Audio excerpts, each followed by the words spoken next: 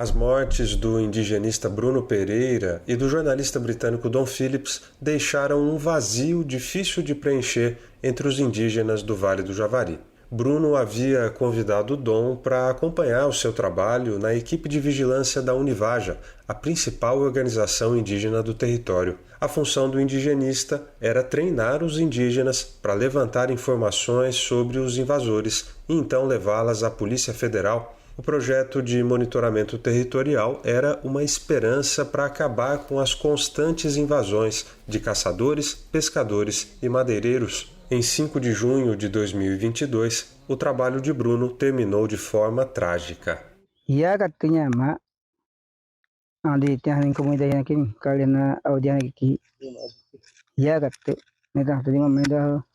A gente ainda não estamos, muito triste ainda, com a perda do Bruno, era um parceiro nosso que trabalhou muito com a gente depois de acontecido, esse assassinato, executaram ele, o Bruno.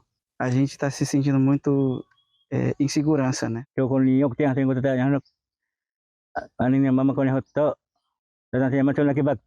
Bruno, sim, ele era FUNAI, que queria trabalhar com indígena, trabalhar brincando, e ouvia, ele era muito de ouvir os Caramari. Então a ideia do Bruno era que os Caramari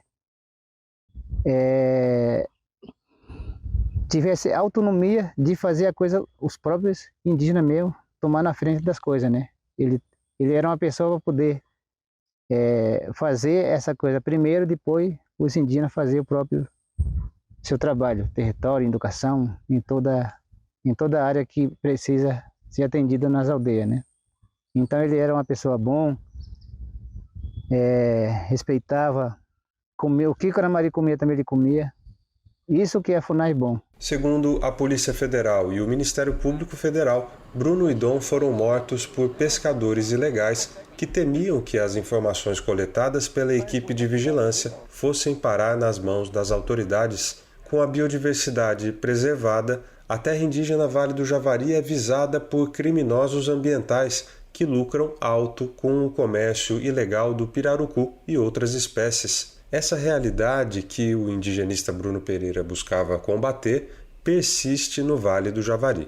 O governo Lula prometeu aumentar a presença estatal no território, mas, segundo a Univaja, não foi o que aconteceu.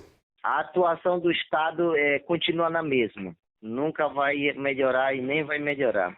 Assim como a FUNAI está sucateado, sem recurso, sem orçamento, não tem equipe para trabalhar. E imagina a presença da Polícia Federal, o IBAMA, o Exército, seja o que for de Força Nacional na nossa região. Não vai ter, Porque eles trabalham com diário, alguma coisa, entendeu? Então, não tem. Essa parte do Estado é ausente, tá?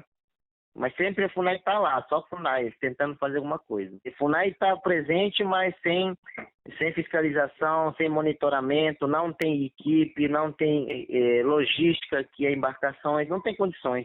Os assassinatos do Bruno e do Dom ocorreram durante a pior fase da FUNAI desde a redemocratização. Sob o governo Bolsonaro, os indigenistas do órgão federal foram impedidos de fazer o seu trabalho. Servidor da FUNAI, Bruno Pereira foi demitido pelo então ministro Sérgio Moro de uma diretoria da FUNAI em Brasília, logo após coordenar uma operação contra o garimpo ilegal. Sem respaldo dos seus superiores, o Bruno se licenciou da FUNAI e foi trabalhar diretamente para os indígenas do Vale do Javari. Após a morte do colega, os trabalhadores do órgão indigenista subiram o tom das mobilizações com greves e protestos. Depois da eleição do presidente Lula, a gente consegue respirar, tira esse clima de assédio, de violência interna dentro da instituição, mas infelizmente a gente tem questões muito sérias dentro da FUNAI para reconstruir, principalmente com relação à segurança do trabalho e às condições de trabalho. A gente tem que avançar muito, muito nesse sentido ainda. As investigações das mortes de Bruno e Dom começaram lentas. A Polícia Federal mudou 3 vezes os delegados responsáveis pelo caso. Protestos exigiram saber quem mandou matá-los. 6 meses depois do crime, os investigadores confirmaram o que os indígenas diziam desde o começo. Rubem Vilar Coelho, conhecido como Colômbia, foi o mandante dos assassinatos. A Polícia Federal diz que ele tem envolvimento com a pesca ilegal e com o tráfico de drogas. 3 pescadores foram acusados de participar diretamente do crime, efetuando os disparos e ocultando os corpos. Em maio, eles voltaram atrás na confissão e agora alegam ter agido em legítima defesa e que Bruno atirou primeiro. A gente tem, além do relato de diversas pessoas que, enfim, são capazes de fornecer um contexto da motivação do crime, né, e também de terem observado o barco que era conduzido por 2 dos réus, né, no momento, perseguindo, digamos assim, né, o barco no qual o Bruno e o Dom se encontravam. A gente tem aí também, já está comprovado que o primeiro disparo, por exemplo, atingiu o Bruno pelas costas. Numa perseguição num rio, um tiro pelas costas ser um tiro em legítima defesa, me parece, por exemplo, um pouco contraditório.